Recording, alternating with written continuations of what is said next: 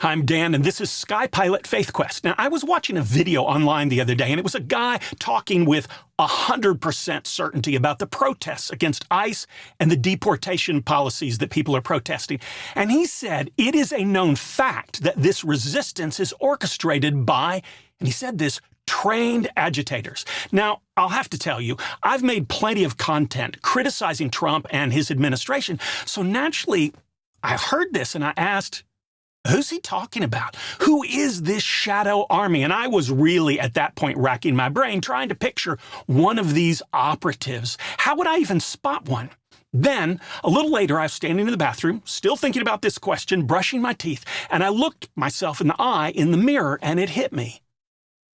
Oh, I'm a trained agitator. And the more I thought about it, the truer it got. Yeah, I have been radicalized. I have been trained. I am acting on orders. So here is my confession. First, I want to go on record.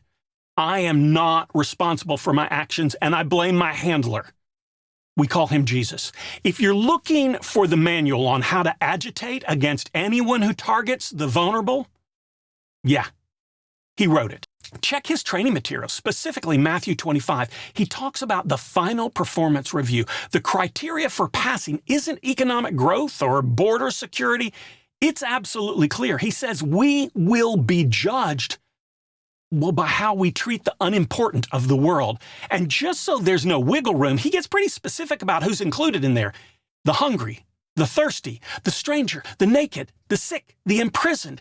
And in this training story in Matthew 25, he tells the people who cared for the outcast, who cared for those who were forgotten, truly I tell you, just as you did it to one of the least of these, you did it to me.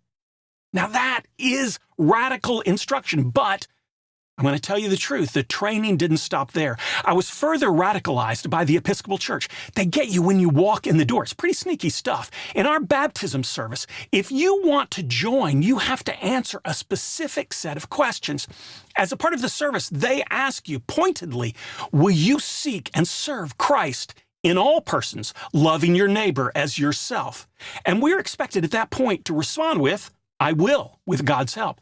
Then, just so the person who's getting baptized knows we aren't messing around, they are asked again, will you strive for justice and peace among all people and respect the dignity of every human being? And again, we're expected to say, I will, with God's help.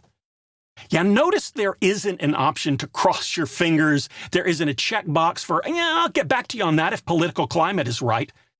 It's binary. Either you will, either you answer yes, or we don't proceed with the service. So yes, I confess, I am a trained agitator.